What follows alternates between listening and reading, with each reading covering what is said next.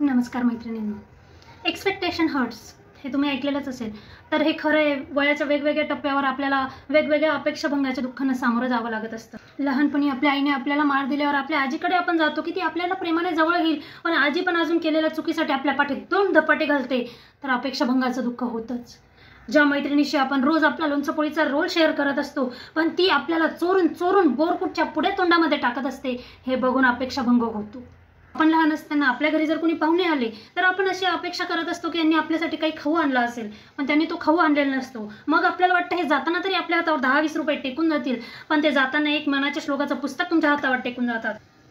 एखादा मुलगा एखाद्या मुलीसाठी 4 वर्षापासून सेटिंग लावत असेल, 4 वर्षापासून तिच्या मागे असेल, पण ती मुलगी शेवटी त्याला राखी बांधून दादा म्हणून जाते. त्या अपेक्षाभंगाच्या दुःखाला काही सीमाच नसते भावांनो. एखादी आपला भाऊ त्या मुलीला इम्प्रेस करण्यासाठी इकडून तिकडून कपडे गॉगल मागून तिच्या समोर जातो, पण तितक्यात त्याचा एखादा नालायक मित्र, ओ भाऊ माझा गॉगल परत करून देजो बरं, असं तिच्याच समोर बोलून जातो आणि त्याचा पचका करतो. इतकंच काय, पुढच्या वेळेस तो मुलगा स्वतःचे कपडे, स्वतःचे गॉगल, स्वतःचे बूट हे सगळं घालून त्या मुलीला इम्प्रेस करायला जातो. तेव्हाच त्याचा अजून एक नालायक मित्र त्या मुलीसमोरच त्याच्याकडे गाय छाप जर्दा नाहीतर विमल गुटखा मागतो. तेव्हा त्या अपेक्षाभंगाच्या दुःखाला काही सीमाच नसते, कारण तो आपल्या मित्रांना आपले चांगले मित्र समजत असतो, पण ते कमीने मित्र असतात. त्याला वाटत असतं की हे आपल्यासाठी काही सेटिंग करतील, पण ते मित्र त्याची सेटिंगसाठी बिघडवत असतात. फेसबुक आणि इंस्टाग्रामवर ज्या मुलीचे फोटो पाहून आपण तिच्या प्रेमात पडतो, पण जेव्हा तिला प्रत्यक्ष भेटतो तेव्हा कळतं हा तर सगळा मेकअप आणि फिल्टरचा खेळ होता. तेव्हा त्या अपेक्षाभंगाच्या दुःखाचं काय करणार. पण तिने टाकलेल्या रेसिपीचे फोटोज, रांगोळीचे फोटो बघून आपण तिच्याशी लग्न करतो, पण लग्नानंतर उलगडा होतो की ते सगळे फोटो तिच्या आईने बनवलेल्या पदार्थांचे टाकलेले असते आणि त्या सगळ्या रांगोळ्या तिच्या वहिनीने काढलेल्या असतात. तेव्हा त्या अपेक्षाभंगाच्या डोहात बुडून आपल्याला पुढे संसार न्यावाच लागतो.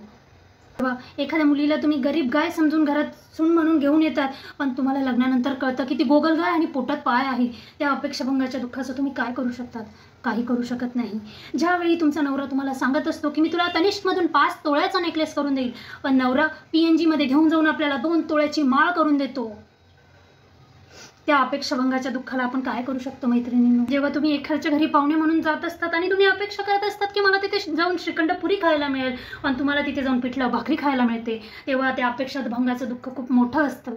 इतकंच काय, तुम्ही एखादी मैत्रिणीच्या घरी जा आणि तिच्या घरी मस्त खमंग लाडूंचा असा वास येत असतो आणि तुम्ही मनातल्या मनात तुम्हाला गुदगुल्या होत असतात की आता मला 2 लाडू तरी हादडायला मिळतील, पण ते तुम्हाला 2 काय 1ही लाडू देत नाही आणि जात असताना सोबत 4-5 कारले देतात की आमच्या वेलीला लागले होते, कोणीच खात नाही घरात, तू तरी घेऊन जा.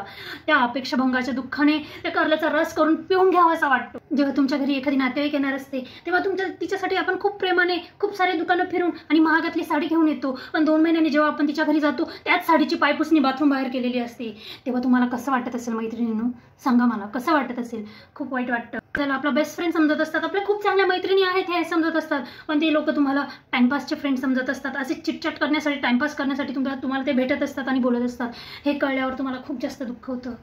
इट हर्ट्स, पण काही करू शकत नाही. एखाद्या मैत्रिणीला तुम्ही आपुलकीने विचारपूस करण्यासाठी फोन करतात, पण ती तिकडून काय काम होतं, काय कामाने फोन केला असं बोलून जेव्हा आपल्या हृदयाचे 4 तुकडे करते, त्याला आपण काय करू शकतो? काही करू शकत नाही. ते हृदयाचे तुकडे पुन्हा जोडायचे आणि पुढे चालत राहायचं.